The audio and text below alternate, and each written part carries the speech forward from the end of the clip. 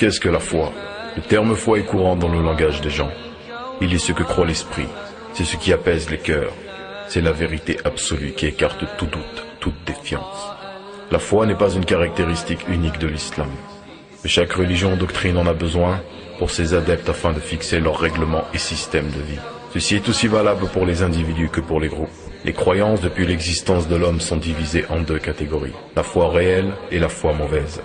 Cette foi réelle, si elle est véritable, devrait passer toute épreuve avec succès, alors que la foi mauvaise est le fruit et le travail insensé de l'esprit humain.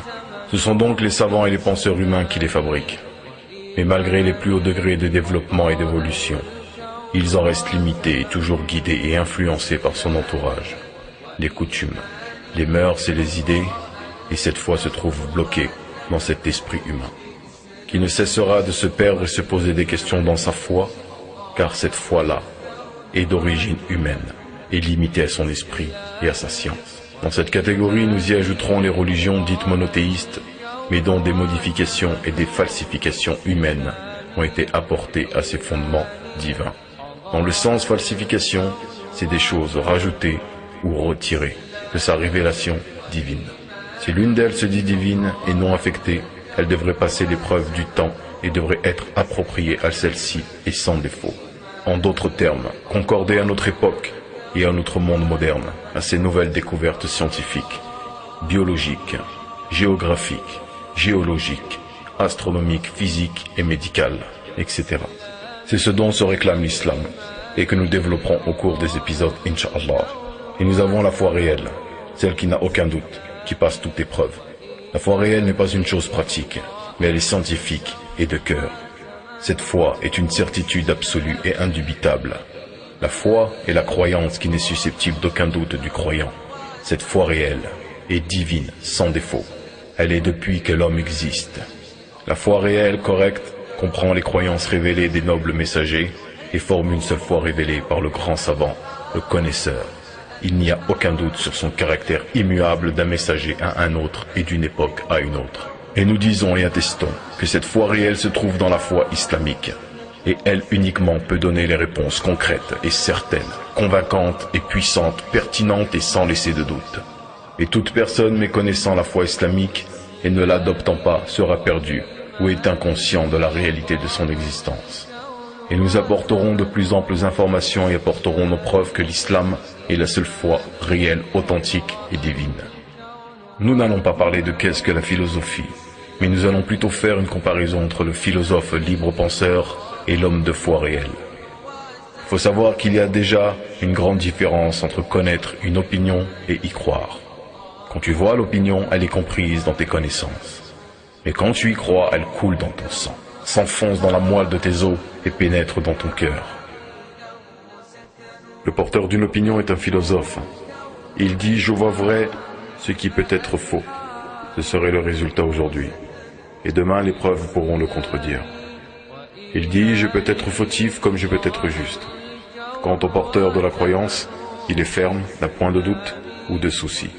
Sa croyance est la vérité absolue, et ce sera demain la même vérité.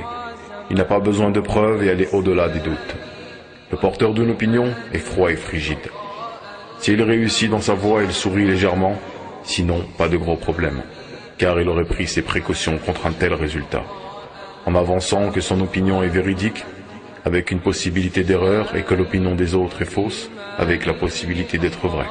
Mais le porteur de la foi est fermement motivé et ne sera tranquille qu'avec la réalisation de sa foi. Le porteur de l'opinion ne peut être dévoyé. Il cherche seulement la preuve ou le profit qui peut avoir l'image d'une preuve.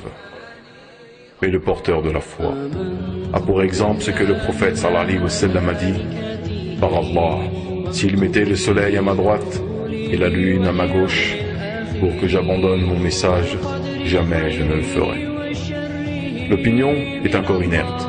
Son âme n'a rien, tant que la foi n'y est pas insufflée. C'est une caverne sombre qui ne s'illumine que par les rayons de la foi. C'est un bourbier où les moustiques pondent leurs œufs. Tandis que la foi est une mer abondante qui n'accepte pas que les ignobles créatures prolifèrent à sa surface. L'opinion est une nébuleuse en formation, alors que la foi est une étoile en épanouissement.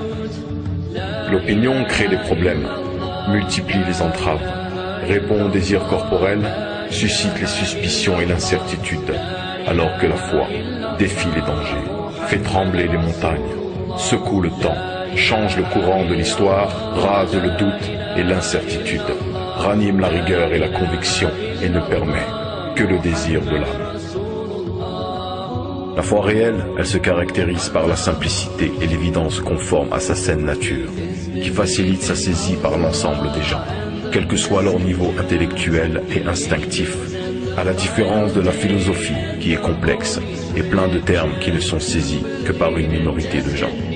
L'homme de foi est animé de vérité, sans aucun doute, sans tracas, caractérisé par l'activité et l'harmonie de la croyance indubitable des grandes vérités, consultables et vérifiables de la révélation divine, dont le Coran est la dernière de ces révélations inaltérées et authentiques, qui parachèvent toutes les religions sans le moindre doute, depuis que la création du premier homme et père de l'humanité, Adam alayhi salam, tandis que le philosophe, sa vérité est limitée à sa parole.